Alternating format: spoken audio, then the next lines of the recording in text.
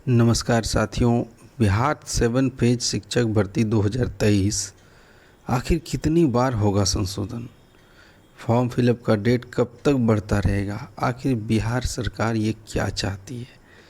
जानेंगे सारी बातों को। पहले हम देख लेते हैं घटनाक्रम।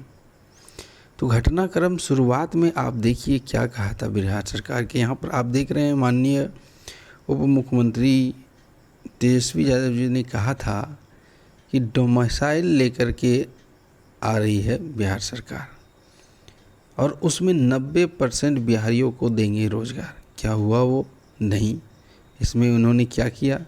पूरे भारतवर्ष को मौका दे दिया फॉर्म भरने का। फिर इन्होंने एक और कहा कि राजद की सरकार बनी तो डोमिसाइल नीति आएगी। क्या आया? नहीं आया ना। फिर आगे आप देखिए क्या हुआ। शिक्षक भर्ती बहाली का 7वां चरण को लेकर के एक नया अपडेट आया। जारी हुआ परीक्षा कैलेंडर और उन्होंने क्लियर कहा साफ साफ कि किसी भी प्रकार का नियमावली में संशोधन नहीं हुआ। यह आप जान रहे हैं और इस पर मैंने वीडियो दिया था। फिर क्या आया? फिर एक अपडेट आया कि एक नया अपडेट आया कि वेतनमान क्या होगा, कितने सीटों पर नियुक्ति होगी। ये हमने वीडियो दिया, आपको बताया। फिर एक अपडेट आया कि अब 150 नहीं 120 प्रश्न होंगे एग्ज़ाम में। और शुरू में इन्होंने कहा था कि किसी भी प्रकार की नेगेटिव मार्किंग हुई थी नहीं, उन्होंने कहा था नेगेटिव मार्किंग नहीं होगी।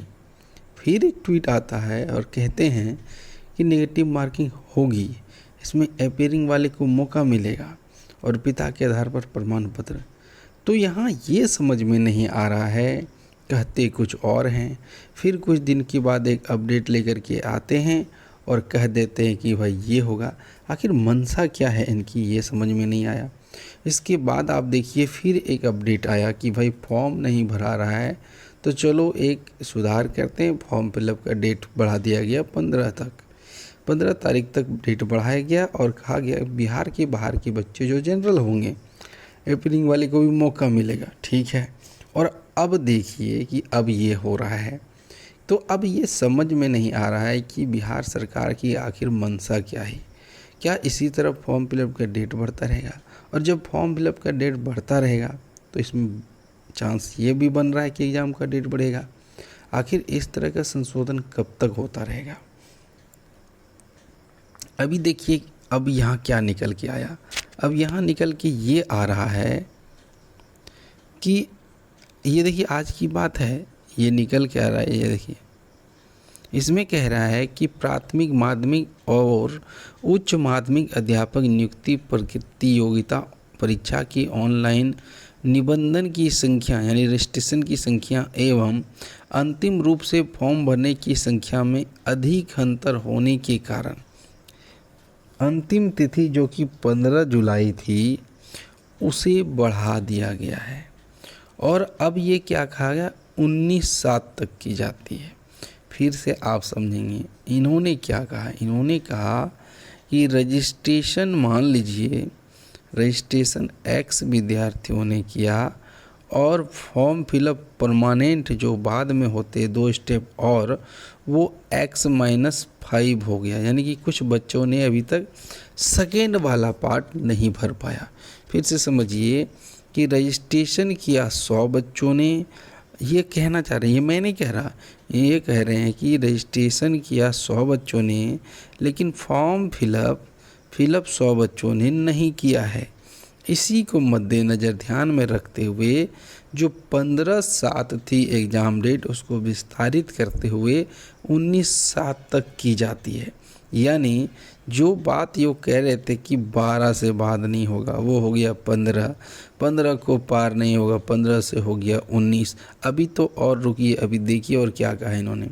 और कहा कि वे दिनांक 20/7/23 से 22/7/23 तक निर्धारित शुल्क के अतिरिक्त समतुल्य राशि विलम्ब शुल्क के साथ ऑनलाइन भुगतान करते हुए आवेदन कर सकेंगे। अब एक नया लोचा आपने ऐसा किसी भी फॉर्म में नहीं देखा होगा। बच्चे जब कॉलेज में एडमिशन कराने जाते हैं ना, उसमें आपने देखा होगा कि यदि आपने लेट किया तो अब आप अतिरिक्त शुल्क के साथ, यानी जिसको हम लोग कहते हैं क्या बोलते हैं, उसको फाइन भर करके भाई फॉर्म भर सकते हैं। या ये कॉलेज का एग्ज़ाम हो रहा है या किसी जॉब का एग्ज़ाम बोल रहा है कि ऐसी पहली बात तो किसी भी फॉर्म में आज तक इतनी लोचा नहीं आए। इसके बाद एक चीज़ और देखिए, यहाँ क्या कह रहा है कि ऑनलाइन आवेदन भरने के बाद सुधार करने का लिंक भुगतान करने के पहले उपलब्ध होगा, जो विलम्ब शुल्क के साथ ऑनलाइन आवेदन की अंतिम तिथि 22/7 ही उपलब्ध रहेगी। इसके बाद ये दावा कर रहे हैं कि अब विस्तार नहीं किया जाएगा। यहाँ कह रहे हैं, ये तो पहले भी आप जान रहे हैं कि 5 बार सुधार करने का मौका दिया जाता है जब आप तो पेमेंट नहीं किए हैं, और अगर आप पेमेंट कर दिए इसके बाद सुधार का मौका नहीं मिलेगा। ये आपने देखा है, ये तो समझ में आ रहा है।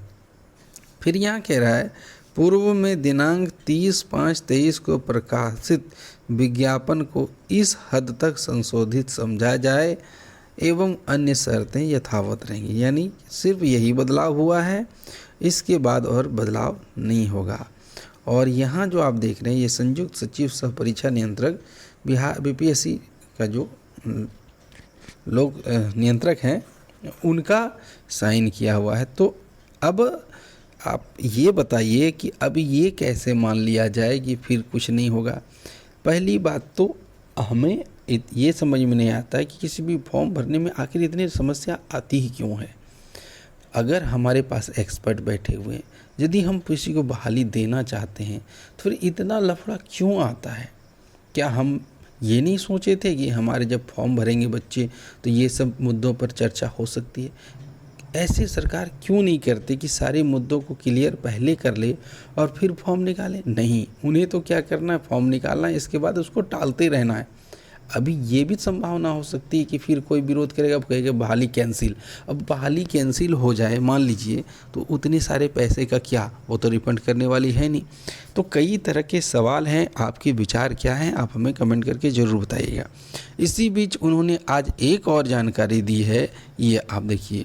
और मैंने कई बार बातों को कहा है कि नंबर मैथ के, देखिए कई छात्रों को कहना था कि नंबर मैथ के कम आएंगे, यानी मैथ के क्वेश्चन कम आएंगे। तो आप यहाँ देख लीजिए मैथ के क्वेश्चन कितने आने वाले हैं। तो मैथ के क्वेश्चन आने वाले हैं 20, साथ में रीजनिंग के 10 क्वेश्चन आएंगे, साइंस के 20 क्वेश्चन, इंडियन नेशनल मूवमेंट के 10 क्वेश्चन, ज्योग्राफी और इन्वायरमेंट के 10 क्वेश्चन, करंट अफेयर्स से 10, सोशल स्टडी से 40 क्वेश्चन, हिस्ट्री से, सोशल स्टडी के जो 40 हैं उसमें यहाँ पर आप देखिए 10-10 करके है, ठीक है।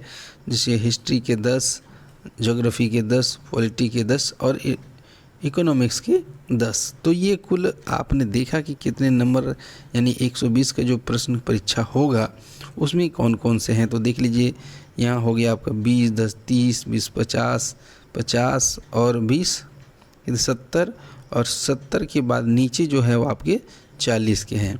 ये जो 7 नंबर देख रहे हैं अलग अलग करके 10-10 वो मत जोड़िएगा। एसएसटी के टोटल 40 क्वेश्चन है। तो कुल इस प्रकार का आपका सिलेबस है।